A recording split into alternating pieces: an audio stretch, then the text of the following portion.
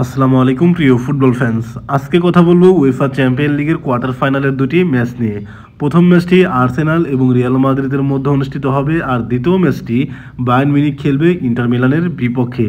এর আগে ফার্স্ট লেগে আর্সেনাল কিন্তু রিয়াল মাদ্রিদকে 3-0 গোলের বিশাল ব্যবধানে হারিয়েছিল, এবং দ্বিতীয় ম্যাচে বায়ার্ন মিউনিখকে কিন্তু ইন্টার মিলান বায়ার্ন মিউনিখের ঘরের মাঠে 2-1 গোলের ব্যবধানে কিন্তু হারিয়েছিল।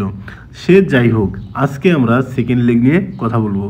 প্রথমেই আর্সেনাল এবং রিয়াল মাদ্রিদের মধ্যে সেকেন্ড লেগের যে ম্যাচটি অনুষ্ঠিত হবে সেটি নিয়ে কথা বলি। এই ম্যাচটি অনুষ্ঠিত হবে কিন্তু রিয়াল মাদ্রিদের ঘরের মাঠ সান্তিয়াগো বার্নাব্যুতে। তাই আর্সেনালকে কিন্তু কঠিন একটা পরীক্ষা দিতে হতে পারে, কারণ ফার্স্ট লেগে আর্সেনালের ঘরের মাঠে একদম রিয়াল মাদ্রিদকে কিন্তু উড়িয়ে দিয়েছিল 3-0 গোলের ব্যবধানে। তাই রিয়াল মাদ্রিদের ঘরের মাঠে রিয়াল মাদ্রিদ অবশ্যই কঠিনভাবে কিন্তু কামব্যাক করতেই পারে। আর আমরা কিন্তু সবাই জানি উয়েফা চ্যাম্পিয়ন লিগে রিয়াল মাদ্রিদ কেমন ফুটবল খেলে। এদিকে পেপ গার্দিওলা রিয়াল মাদ্রিদের পক্ষে একটা মন্তব্য করেছেন যে রিয়াল মাদ্রিদ যদি ম্যাচের প্রথম 20 মিনিটেই একটি গোল করতে পারে তাহলে কিন্তু আর্সেনাল এই ম্যাচ থেকে ছিটকে যাবে এবং রিয়াল মাদ্রিদ অসাধারণ একটা কামব্যাক করবেন। এমনটাই মন্তব্য করেছেন ফুটবল ইতিহাসের অন্যতম সেরা কোচ পেপ গার্দিওলা। এই সিজনে রিয়াল মাদ্রিদের ফর্ম কিন্তু আপস অ্যান্ড ডাউনসের মধ্য দিয়ে যাচ্ছে। নিজেদের ঘরের মাঠে ভ্যালেন্সিয়ার বিপক্ষে তারা কিন্তু 2-1 গোলের ব্যবধানে হেরেছিল। তার পরের ম্যাচেই আর্সেনালের বিপক্ষে কিন্তু 3-0 গোলের ব্যবধানে হেরেছিল। এদিকে Kylian Mbappe, Vinicius Junior, Rodrygo এবং জুড বেলিংহাম এরা কিন্তু দারুণ ছন্দে রয়েছেন। তবে কিছু কিছু ম্যাচে তাদের কিন্তু সুপার ফ্লপ দেখা যাচ্ছে, যার কারণে কিন্তু রিয়াল মাদ্রিদের পারফরমেন্স আপস অ্যান্ড ডাউনসের মধ্য দিয়ে যাচ্ছে। আমরা যদি ফার্স্ট লেগের দিকে যদি একটু তাকাই তাহলে দেখা যায় রিয়াল মাদ্রিদ এবং আর্সেনালের মধ্যে এই ম্যাচে রিয়াল মাদ্রিদের গোলকিপার থিবো কর্তোয়া যে লেভেলের পারফর্ম করেছিলেন সত্যি প্রশংসনীয়। থিবো কর্তোয়া যদি ভালো পারফর্ম না করতে পারতেন তাহলে কিন্তু 4 গোল 5 গোল বা 6 গোলও কিন্তু খেতে পারতো রিয়াল মাদ্রিদ। অপরদিকে আর্সেনালের প্রশংসা করতেই হয়।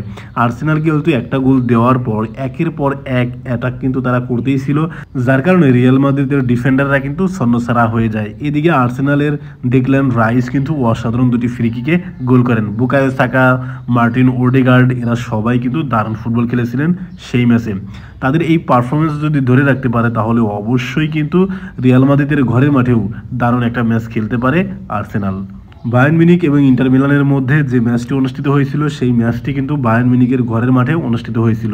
সেই ম্যাচের 35তম মিনিটে লাউতারো মার্টিনেজের গোলে 1-0 গোলে এগিয়ে যায় ইন্টার মিলান, এবং ম্যাচের 85তম মিনিটে সাব হিসেবে মাঠে নেমে থমাস মুলার একটি গোল করলে 1-1 গোলের কিন্তু সমতায় চলে আসে। পরবর্তী সময়ে ম্যাচের 88তম মিনিটে গিয়ে ফ্রাত্তেসি গোল করলে ইন্টার মিলান কিন্তু 2-1 গোলের জয় নিয়ে মাঠ ছাড়ে বায়ার্ন মিউনিখের ঘরের মাঠ থেকে। এই ম্যাচে বায়ার্ন মিউনিখের খেলোয়াড়রা মোট 20টা কিক করেন। এই 20টা কিকের মধ্যে ওয়ান টার্গেট ছিল 7টি। ইন্টার মিলানের গোলকিপার ইয়ান সোমার এই 7টা কিন্তু সেভ করেছেন। এই 7টা সেভের মধ্য থেকে 4টা সেভ কিন্তু ইনসাইড দ্য বক্সের মধ্য থেকে করেছেন। তার মানে বোঝাই যাচ্ছে বায়ার্ন মিউনিখের বিপক্ষে ইন্টার মিলানের গোলকিপার ইয়ান সোমার কেমন পারফর্ম করেছেন। আর সেকেন্ড লেগটি যেহেতু ইন্টার মিলানের ঘরের মাঠে, তাই আমার কাছে মনে হচ্ছে ইন্টার মিলান যে কোনোভাবেই হোক বায়ার্নের বিপক্ষে এই ম্যাচটি ড্র করতে চাইবে।